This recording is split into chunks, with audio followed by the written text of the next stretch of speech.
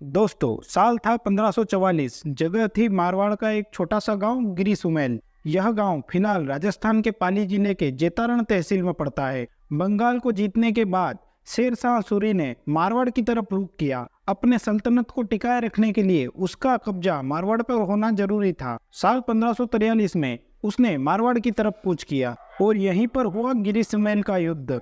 इस गिरी सुमेल के युद्ध में राव जेताजी राठौड़, राव कुंपाजी राठौड़ वो महान राजपूत योद्धा थे जिन्होंने 500 साल पहले अदम्य साहस, वीरता, पराक्रम एवं बलिदान का अध्याय लिखा था, जो सदियों तक विश्व मानवता को स्वाभिमान, पराक्रम और बलिदान के लिए प्रेरित करता रहेगा। साल 1460 में मारवाड़ के शासक राव जोधाजी ने चिड़ियाटोक की पहाड़ी पर मेहरानगढ़ का किला बनवाया था और किले के अगल बगल जोधपुर शहर को बसाया गया था।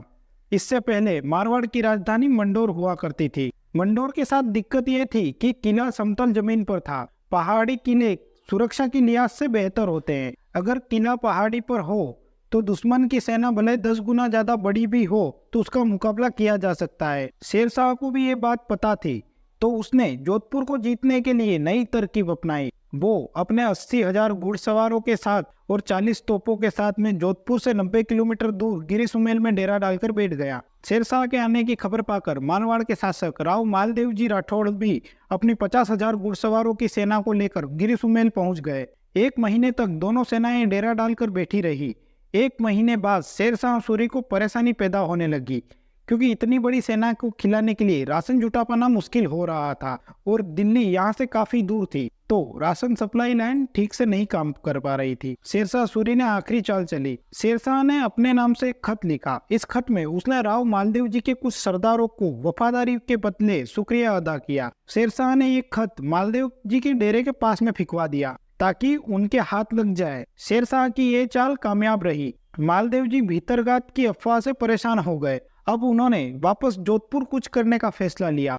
राव मालदेव जी के जोधपुर कूच करने के फैसले के बीच में एक ऐसा वाक्य हुआ जिसने मारवाड़ की लाज बचा दी। कहते हैं कि इस युद्ध क्षेत्र से पीछे हटने के फैसले के बाद मालदेव जी के 2 सेनापति जेताजी और कुंपाजी पास ही के कुएं में पानी पीने गए। इस समय वहां 2 महिलाएं पानी भरने आई थी। इसमें से एक महिला ने चिंता जताते हुए दूसरी को कहा कि अफगान सैनिक अगर यहाँ कब्जा कर लेंगे तो हम लोगों का क्या होगा। जवाब में दूसरी महिला ने उसे कहा कि जब तक जेताजी और कुंपाजी है तब तक उन्हें डरने की कोई जरूरत नहीं है। जेता और कुंपा मारवाड़ के आसोप ठिकाने के सरदार थे। राव कुंपाजी रिश्ते में जेता के काका लगते थे। दोनों मालदेव जी की सेना में सेनापति थे।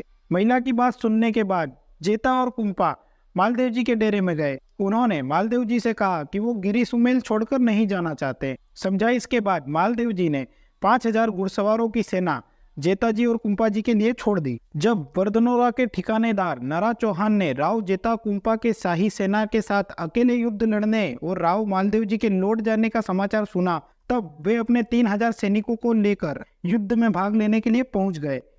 ऐसे में जेताजी और कुंपाजी का जोश 2 गुना हो गया और वो अपने सैन्य बल के साथ अफगान सेना का प्रतिरोध करने के लिए रात्रि में ही निकल पड़े। इस युद्ध में भाग ले रहे थे राव जेताजी, राव कुंपाजी, नराजी चौहान, लाखाजी चौहान, राव खीवकरण जी उदावत, राव पंचायण जी, राव अखेराज जी सोनगरा, राव अखेराज जी देवड़ा, राव सूजाजी, निम्बाजी, मानजी चारण, लुम्बाजी भाट, ये सभी योद्धा इस युद्ध में भाग ले रहे थे। सवेरा होते ही जोश भरे पराक्रम व दम्य साहस के साथ राव जेताजी, राव कुंपाजी, नराजी चौहान और राव अखेराज जी सोनगरान अपनी सेना के सेनानायक बनकर 8,000 सैनिकों के साथ शेरशाह सूरी की 80,000 सेना के ऊपर काल बनकर टूट पड़े। संख्या बल में कम लेकिन जुनूनी पराक्रम से लबालब इस सेना के सेनानायकों ने शेरशाह की तरफ खौफ पैदा कर दिया। मरुभूमि के रणबांकुरों के समक्ष शत्रु सेना के पैर उखड़ने लगे। शेरशाह सूरी मैदान छोड़कर भागने का निर्णय कर लिया।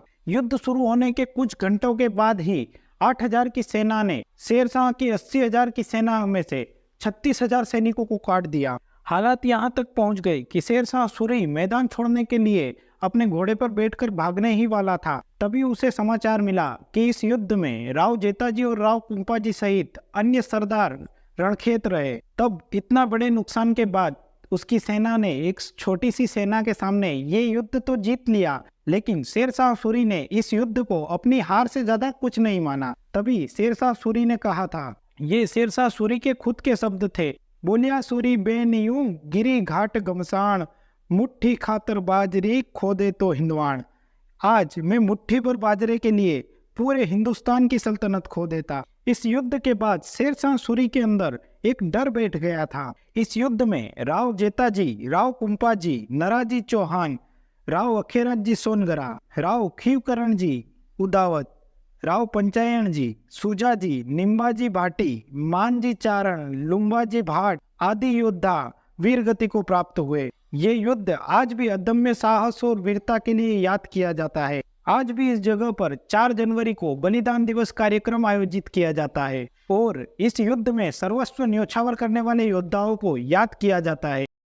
दोस्तों, वीडियो अच्छी लगी तो वीडियो को लाइक जरूर करें और अपने दोस्तों के साथ शेयर करना ना भूलें।